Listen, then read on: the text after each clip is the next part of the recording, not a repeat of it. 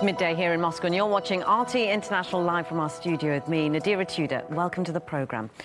The release of the highly anticipated congressional memo approved by the US president has ended speculation on one matter and started it on another, this time over the fate of the investigation into Donald Trump's link to Russia.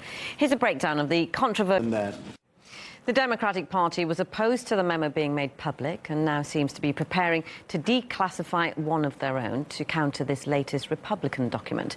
Caleb Morpin breaks down all the controversy surrounding its release. For over a year, there has been an... Experts we spoke to are concerned that surveillance law was used as a political tool and not for security reasons.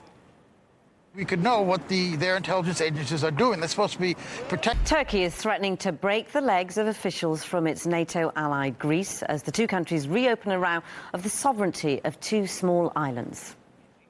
Athens will feel the anger of Turkey. We will break law. Here on the map, you can see the uninhabited territories being disputed over. Turkey has made recent incursions towards the islands after a Greek court denied the extradition of 8 men Ankara says were involved in the failed coup last year. Originally, the Isles were part of the Ottoman Empire, but have long been recognised by the EU as Greek. The sovereignty issued ignited back in December 1995 when a Turkish boat ran a Greek vessel ashore. It was followed by a succession of Turkish and Greek attempts to remove each other's flags from the islands, even by journalists. Former Belgian Parliament member and political expert Lode Vanus says he's not surprised by the row between Athens and Ankara. Turkey. The US city of Baltimore will introduce a ceasefire this weekend aimed at tackling record-high murder rates and stopping a spate of killings. It's the third ceasefire of its kind and comes as members of a police unit in the city are on trial in one of America's biggest corruption scandals. RT's Samira Khan has been following the story. This weekend, activists are calling for... The small German city of Cottbus is the latest to make a stand against newcomers in the country. An increased police presence is expected there this weekend, with mass anti-migrant protests planned for Saturday. Cottbus is home to around... Welcome back to the programme. At least 5 migrants are in hospital after being shot during a mass fight at a food bank in the French port of Calais. Another 22 people have been injured. Our correspondent Charlotte Dubensky is in Calais for us. Israel has been called a beacon of light and hope in the Middle East by the UK's Defence Secretary.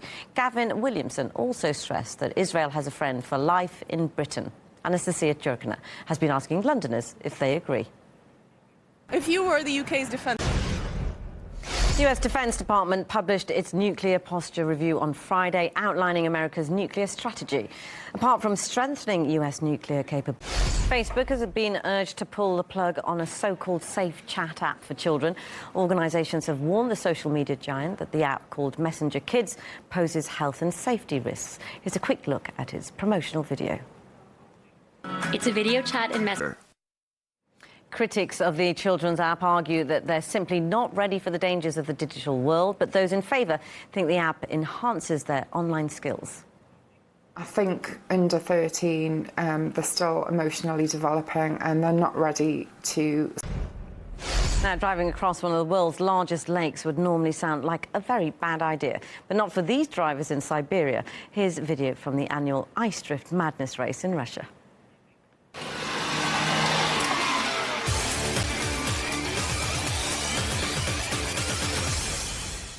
So that's our roundup of the top stories for now. I'll be back at the top of the hour with more news, so stay with us.